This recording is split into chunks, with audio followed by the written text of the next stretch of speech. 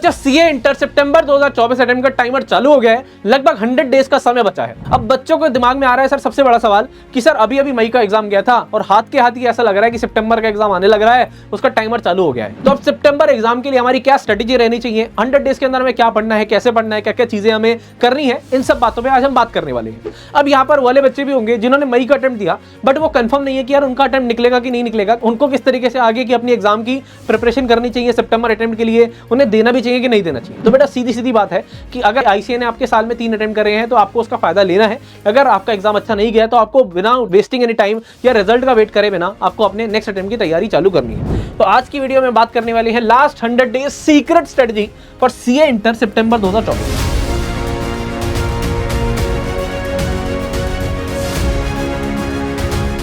देखो समय बहुत कम है, 100 डेज का समय है, एग्जाम हुए हुए ज्यादा टाइम हुआ नहीं है। तो उस केस के अंदर आपको क्या पढ़ना है, कैसे पढ़ना है, उस पर बात करते हैं कि आप किस तरीके से दोनों ग्रुप ये सितंबर में निकाल पाए। आपको पता है 2 ग्रुप हैं, सिंगल ग्रुप, एक ग्रुप के अंदर 3 सब्जेक्ट है। ग्रुप 1 की अगर मैं बात करूं तो advance accounting, corporate and other laws and taxation, 100 marks के 3 पेपर है। और ऐसे ही ग्रुप 2 के अंदर कॉस्टिंग, ऑडिटिंग एंड एफएमएसएम है।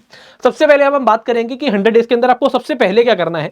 लगभग मैं आपको बताऊंगा कि 60 डेज के अंदर सबसे पहले इन चीजों को खत्म कर लो और उसके बाद बाकी जो सब्जेक्ट्स हैं, बाकी जो टॉपिक्स हैं उनको आप करिए। तो देखिए अगर एडवांस अकाउंटिंग की बात करें तो सबसे ज्यादा हम कह सकते हैं आज के समय में लेंदी सब्जेक्ट इसे माना जाता है, सबसे ज्यादा लेंदी पेपर हो गया है एडवांस अकाउंटिंग का।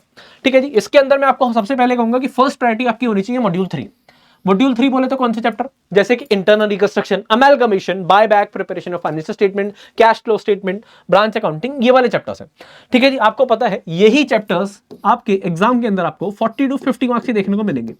इस बार के अटेम्प्ट में भी ये लगभग 50 नंबर के आ गए थे। और उसके बाद सेकंड प्रायोरिटी के अंदर अगर आप कंसोलिडेशन कर ले पहले तो आपका लगभग यहां से आप कह सकते हैं 60 मार्क्स का पेपर सिर्फ मॉड्यूल 3 और कंसोलिडेशन से मिला के आ जाएगा। ठीक है जी, उसके बाद सेकंड प्रायोरिटी के अंदर आप कुछ इंपॉर्टेंट अकाउंटिंग स्टैंडर्ड देख सकते हैं, जैसे कि अकाउंटिंग स्टैंडर्ड 2, अकाउंटिंग स्टैंडर्ड 4, 5, 7, 9, 10, 12, 13, 16, 19, 20, 26, 29, इन वाले आप सबसे पहले अकाउंटिंग स्टैंडर्ड को सबसे पहले कर लेना। हाँ मेरे को पता है आपके दिमाग में आएगा सर बाकी स्टैंडर्ड्स को करें ना करें, देखो पहले इन्हें कर लो। इनको करने में लगभग 25 दिन का समय देना है, क्योंकि मैं मानता हूं कि आपने कुछ कुछ पढ़ा हुआ है, नहीं पढ़ा हुआ है तो सबसे पहले मॉड्यूल 3 पे फोकस करना, इन वाले अकाउंटिंग स्टैंडर्ड पे फोकस करना। ठीक है जी, अब समय कम है तो आप सबसे पहले इन्हीं चीजों को कर लीजिए, 100% सिलेबस कंप्लीशन पे मत जाइए, समय कम है। अब अगर आपको पास होना है, बोथ ग्रुप अगर निकालना है तो उसके लिए आपको क्या करना पड़ेगा कि हर एक सब्जेक्ट के अंदर मैं कम से कम पास होने जितना 50-60 नंबर जितना मैं कर लूं। और मैंने आपको बताया मॉड्यूल 3 और कंसोलिडेशन से ही आप 60 मार्क्स ला पाएंगे। तो मैंने आपको भी बता रहा हूं सबसे पहले क्या क्या करना है आपको। ऐसे अगर मैं बात करूं लॉ की, तो लॉ के अंदर आपको पता है कॉर्पोरेट एंड अदर लॉज है। कॉर्पोरेट लॉ एक अच्छा खासा टॉपिक है, बड़ा टॉपिक है। ठीक है जी, बट उस सबसे पहले आपको मैं बोलूंगा फोकस करिए आप अदर लॉज पे। सिर्फ 3 एक्ट है यहाँ पर और साथ में एलएलपी। 30 मार्क्स का ये है और 15 मार्क्स का ये है, तो 45 मार्क्स का आपका ये अदर लॉ प्लस एलएलपी है, जिसको करने में हमें जो हमारा कॉर्पोरेट लॉ है या कंपनी लॉ है उसका लगभग 40% का टाइम भी नहीं लगेगा और इतने के अंदर आपके 45 मार्क्स यहाँ पर कंफर्म हो जाएंगे। बाकी 55 मार्क्स का आपका जो कॉर्पोरेट लॉ है उसके अंदर आप चैप्टर 8, 9, 10, 11 कर लीजिए सबसे पहले। इसको करने में लगभग 20 दिन का समय लगेगा, और ये 20 और 25 दिन में ऐसे बता रहा हूँ कि जब एक टाइम पे आप 2 सब्जेक्ट लेके चल रहे हैं। तो देखो ना 20 दिन के अंदर हमारा लगभग एडवांस अकाउंटिंग का एक बहुत सारा पार्ट हो गया होगा और लॉ कंप्लीट हो गया होगा। आपको इन चीजों को इस तरीके से करना है। एक टाइम पे अगर 2 सब्जेक्ट लेके चलेंगे तभी आप अपनी स्ट्रेटजी को थोड़ा सा अच्छा कर पाएंगे, तभी आपको चीजें कंप्लीट होती हुई दिखेंगी, वरना सिर्फ ऐसा लगेगा हाथ से समय निकल रहा है रेत की तरह, सिर्फ ऐसी बात है। टैक्सेशन की अगर मैं बात करूं, टैक्सेशन के अंदर आपको पता है जीएसटी 50 मार्क्स का हो चुका है। सबसे पहली प्रायोरिटी आपकी होनी चाहिए जीएसटी की। जीएसटी इस बार भी आया और आसान था पेपर जीएसटी का भी, 50 मार्क्स आपको यहां पर स्कोर करना आसान है। ठीक है जी, अगर आपने अच्छे से कर लिया है, इसकी प्रैक्टिस अच्छे से कर ली है क्वेश्चंस की, तो आपके लिए चीजें आसान है। इसके अलावा अगर मैं बात करूं डायरेक्ट टैक्स की, तो डायरेक्ट टैक्स के अंदर आप 5 हेड्स हैं आपके, सबसे पहले उन पर फोकस करिए। इसको करने में लगभग 20 दिन का समय लगेगा। मैं ये नहीं कह रहा हूं कि बाकी चैप्टर नहीं करने हैं, बाकी चीजें नहीं करनी है, बट पहली प्रायोरिटी इनकी होनी चाहिए। समय कम है, समय कम है। अगर बोथ ग्रुप निकालना है तो आप 100% सब्जेक्ट पे फोकस करेंगे तो एक आधा सब्जेक्ट छूट जाएगा, या फिर हो सकता है कि भाई साहब आपके 6 में से 4 ही सब्जेक्ट हो, 3 ही सब्जेक्ट हो। तो इसलिए आप कम से कम हर एक का 70%, 60% सब्जेक्ट सिलेबस करके जाइए। कॉस्टिंग की अगर मैं बात करूं, फर्स्ट प्रायोरिटी आपको यहां पर देनी है अपनी material, labour overhead, marginal costing, standard, budgetary, ABC, cost sheet को। 20 दिन का समय लगेगा और यहां पर आप देखते हैं कि आपका यहां पर पेपर 60+ मार्क्स का आ जाता है। ठीक है जी, सेकंड प्रायोरिटी के अंदर आप अदर चैप्टर को रख सकते हैं। कॉस्टिंग आपके लिए आसान है, बस आपको फोकस करना है यहाँ पर प्रैक्टिस पे। बच्चों को कॉस्टिंग में दिक्कत क्या आती है, वहां पर वो प्रैक्टिस नहीं कर पाते हैं पूरी की पूरी। तो कॉस्टिंग के अंदर आपको इन सब चीजों को करना लगभग 20 दिन का समय लगेगा। और मैं आपको बता रहा हूँ 20 दिन का समय का मतलब है कि आप 20 दिन 5 से 6 घंटे दे रहे हैं। ठीक है जी, हाँ जी। क्योंकि आप एक टाइम पे दो सब्जेक्ट लेके चल रहे हैं। ऑडिटिंग की अगर मैं बात करूंगा, फर्स्ट प्रायोरिटी के लिए आपके चैप्टर होंगे चैप्टर 2, 4, 5, 7, 11। 4, 5, 7 चैप्टर ही अगर मैं बात करूं तो ये ही इस समय अब आपके 55% तक की वेटेज रखते हैं। चैप्टर 2 में अगर बात करूं तो 10% की वेटेज रखता है। चैप्टर 4 थोड़ा सा लेंदी है, बट ये भी 15% की वेटेज रखता है, 15 से 20% की। ऐसे ही चैप्टर 5 और 7 है 10 से 15%, 10 से 15%। चैप्टर 11 भी इस तरीके से ही है। तो अगर कहीं ना कहीं मोर देन 55% आप कह सकते हैं, यहाँ पर 65% की वेटेज सिर्फ ये 5 चैप्टर रख रहे हैं। 25 दिन के अंदर आपके आराम से हो जाएंगे। और ऑडिटिंग के अंदर आप ध्यान रखना कि आपके एमसीक्यू जो है वो केस स्टडी बेस्ड आ रहे हैं, तो इसके अंदर थोड़ा सा आप कंसेप्ट बहुत ज्यादा अच्छे से पकड़ के चलें। इसके अंदर परफेक्ट प्रैक्टिस के बहुत ज्यादा क्वेश्चन प्रैक्टिस करें। परफेक्ट प्रैक्टिस आपको पता है मेरे बच्चों, हर एक सब्जेक्ट की बहुत ज्यादा कारगर है आपके लिए। हर एक सब्जेक्ट की परफेक्ट प्रैक्टिस बुक होती क्या है कि परफेक्ट प्रैक्टिस बुक के अंदर आपको हर एक सब्जेक्ट के, हर एक टॉपिक के आपको क्या मिलते हैं, आपको सारे के सारे सबमिशन मिल जाता है। आपको जैसे कहा जाता है कि आपको किस पे फोकस करना है, ICA module, RTP, MTP, past exams, तो आपको इन पे फोकस करने को कहा जाता है। तो आईसीए मॉड्यूल, आरटीपी, एमटीपी, पास एग्जाम, और आपको ये या तो आप हर एक चैप्टर के अंदर ये आप सारी चीजें करें, या फिर आप उस चैप्टर की परफेक्ट प्रैक्टिस, आप उस सब्जेक्ट की परफेक्ट प्रैक्टिस कर लेते हैं, तो ये सारी की सारी चीजें कवर हो जाती है एक ही जगह पे। आपको डिफरेंट जगह पे ढूंढना नहीं पड़ता है। और साथ ही साथ अगर आप ऐसे करेंगे तो आपको हर एक चैप्टर के अंदर लगभग 70-80 क्वेश्चन मिलेंगे। और वहीं अगर आप परफेक्ट प्रैक्टिस कर रहे हैं तो आपका मोर देन 30 क्वेश्चन के अंदर, आराम से 30-35 क्वेश्चन के अंदर वो सारी की सारी चीजें कंप्लीट हो जाएंगी।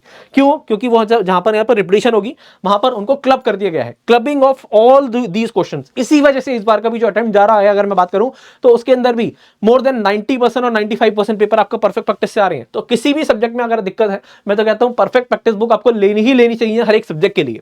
इसका कॉम्बो भी ले सकते हैं।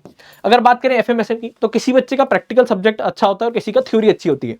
तो जिसका प्रैक्टिकल अच्छा है वो पहले एफएम पे फोकस कर सकता है, और जिसका थ्योरी अच्छा है वो एसएम पे फोकस कर ले। दोनों ही आसान है।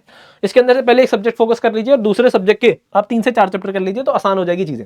तो ये तो हमने बताया कि आपको कौन कौन से चैप्टर करने हैं। तो लगभग आप यहाँ पर ये सारी की सारी चीजें अगर मैंने देखूं 65 डेज में आप कर पाएंगे, ठीक है ना। क्योंकि देखो ना, ऑडिटिंग और एडवांस अकाउंटिंग हमने 25 दिन दिए हैं, तो 25 दिन के अंदर एक तरह से वो दोनों खत्म हो रही है। 20 दिन आप कॉस्टिंग और एफएमएसएन देख सकते हैं, और 20 दिन बाकी 2 सब्जेक्ट जो बचे उनको।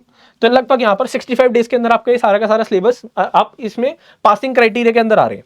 इसके बाद बात करें हमें किन पॉइंट्स को फॉलो करना है अगर हमें सितंबर 2024 के अंदर पास होना है। तो देखो, सबसे पहली बात, यहाँ पर आपका फोकस कभी भी कंप्लीशन ऑफ सिलेबस नहीं होना चाहिए, ये प्रायोरिटी नहीं होना चाहिए। वरना बच्चे को लगता है कि मैं अगर सिलेबस कंप्लीट कर लूंगा तो मैं पास हो जाऊंगा। भाई साहब 70% सिलेबस करो, बट उसे अच्छे से करो, यानी कि आपको एक एक चीज आती है उस चैप्टर से, उस टॉपिक से किसी से भी क्वेश्चन आ जाए, तो ऐसा ना हो कि आप उसके अंदर अटक रहे हैं। इसके अलावा फॉलो करनी है आपको सीपीआरटी स्ट्रेटेजी। सर ये सीपीआरटी स्ट्रेटेजी क्या है? सी बोले तो मेरे बच्चों कंसेप्ट। सबसे पहले आपको कंसेप्ट पे पकड़ पाने हैं। कोई भी चैप्टर कर रहे हैं, कंसेप्ट आपको एक एक पॉइंट अच्छे से पता होना चाहिए, क्योंकि आपको पता है आप एमसीक्यू पेपर आने लगा है आपका 30 मार्क्स का। तो अगर कंसेप्ट पकड़ा होगा तो वो 30 मार्क्स जो आपका वेटेज है वो आप आराम से कवर कर पाएंगे। पी बोले तो प्रैक्टिस। पहले कंसेप्ट करनी है, देन प्रैक्टिस करना है। बच्चों को लगता है मैंने कंसेप्ट कर लिया, टीचर ने पढ़ा दिया, मेरा हो गया। नहीं भाई साहब, प्रैक्टिस बहुत ज्यादा जरूरी है। प्रैक्टिस के लिए मैं जैसे मैंने आपको बताया, आईसीए मॉड्यूल, आरटीपी एमटीपी पास एग्जाम क्वेश्चन करने होते हैं, पास एग्जाम क्वेश्चंस। और या फिर आप परफेक्ट प्रैक्टिस करिए। Perfect practice book is the best substitute of all these questions, और एक जगह मिल रहे हैं तो इससे ज्यादा बढ़िया बात नहीं है। तो मैं तो कहता हूं भाई साहब, अगर परफेक्ट प्रैक्टिस बुक ले सकते हो तो परफेक्ट प्रैक्टिस बुक ले लो हर एक सब्जेक्ट की। कंसेप्ट कर लो, कंसेप्ट आप यूट्यूब से भी कर सकते हो, चाहो तो किसी के लेक्चर ले लो, हमारी भी आप 3.0 के अंदर एनरोल हो सकते हो। बेस्ट सेलिंग कोर्स है कंसेप्ट प्रैक्टिस। आर की बात करें, रिवीजन। रिवीजन आपको बहुत ज्यादा टाइमली करनी है। बच्चे रिवीजन पे टाइम नहीं देते हैं, और मेन जो रीजन होता है ना बच्चों का री अटेम्प्ट का या फेल होने का, वो होता है कि रिवीजन नहीं करी सर, टाइमली रिवीजन टाइम नहीं मिला। अरे टाइम नहीं मिला, सिलेबस कम करो बट रिवीजन बहुत ज्यादा करो।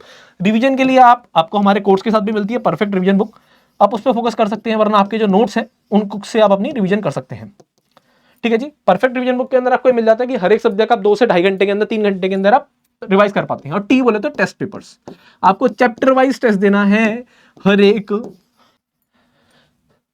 टॉपिक का। तो आपको सबसे पहले कंसेप्ट करना है, ठीक है, आपने वो कहीं से भी करा। उसके बाद प्रैक्टिस करनी है, प्रैक्टिस परफेक्ट प्रैक्टिस से करनी है। रिवीजन आप अपने नोट से भी कर सकते हैं। नोट्स बनाने हैं, जैसे यहाँ पर आपने नोट्स बनाए तो नोट से रिवीजन करी, कुछ क्वेश्चन प्रैक्टिस कर लिया, हो गया काम। परफेक्ट रिवीजन बुक पेपर के टाइम पे बहुत ज्यादा हेल्प करती है। अगर आपने 3.0 लिया है तो उसके साथ परफेक्ट प्रैक्टिस और परफेक्ट रिवीजन बुक दोनों मिलती है। और इसके अलावा मिलते हैं टेस्ट पेपर्स। टेस्ट पेपर्स आपको यहाँ पर हमारी टीम चेक करके देती है। अदरवाइज आपने अगर कोर्स नहीं ले रखा है तो आप ये ट्राई करिए कि जो भी आप टॉपिक कर रहे हैं, जो भी चैप्टर कर रहे हैं, सबसे पहले उसका कंसेप्ट करा, फिर प्रैक्टिस करी, फिर रिवीजन करिए, और उसके बाद उसका टेस्ट पेपर दिया। इस तरीके से आपका चैप्टर कंप्लीट होता है। तो हर एक चैप्टर के अंदर सीपीआरटी स्ट्रेटजी फॉलो होगी, तभी ये वाला अटेम्प्ट निकल पाएगा अच्छे नंबर से। इसके बाद बात करें हर एक सब्जेक्ट में पेपर से पहले मिनिमम 5 फुल कोर्स टेस्ट देने हैं हर एक सब्जेक्ट के अंदर। आपको पता है पेपर लेंदी आ रहा है, अगर पेपर लेंदी आएगा तो उसको डील करने का सही तरीके से यही तरीका है, सिर्फ और सिर्फ अगर मैं फुल कोर्स टेस्ट देके जाऊंगा, मेरी प्रैक्टिस इनफ होगी, तभी मैं वहां पर फुल कोर्स अटेम्प्ट कर पाऊंगा। इसके बाद फोकस करना अपनी स्ट्रेंथ पे, वीकनेस पे नहीं करना है। मतलब सर बच्चों कई बार क्या होता है आपके जैसे यहाँ पर 3 सब्जेक्ट है ग्रुप 1 में, फॉर एग्जांपल एडवांस अकाउंटिंग है, यहाँ पर लॉ है और टैक्स है। और भाई किसी बच्चे का अगर टैक्स खराब है तो उसे यहाँ पर फोकस करना चाहिए एडवांस अकाउंटिंग और लॉ पे, कि यार मैं इसके अंदर अगर 80 नंबर ले आऊँ और इसके अंदर मेरे 40 और 45 भी आ जाएंगे तो एग्रीगेट तो मेरा बन ही जाएगा, पास तो मैं हो ही जाऊंगा, तो स्कोर भी अच्छा आ जाएगा। तो अगर आपका कोई सब्जेक्ट स्ट्रेंथ है ना तो उस पर फोकस करिए कि उसके अंदर और ज्यादा नंबर लाइए, और जो वीकनेस है उसके अंदर इतना कर लीजिए कि यार पास हो जाऊं अच्छे नंबर से। ठीक है जी, तो यहाँ पर एग्रीगेट भी आप अच्छा बना सकते हैं। तो ये आपको स्ट्रेटेजी फॉलो करनी है। इसके अलावा आपको मैंने इंपॉर्टेंट चैप्टर्स बता दिए हैं।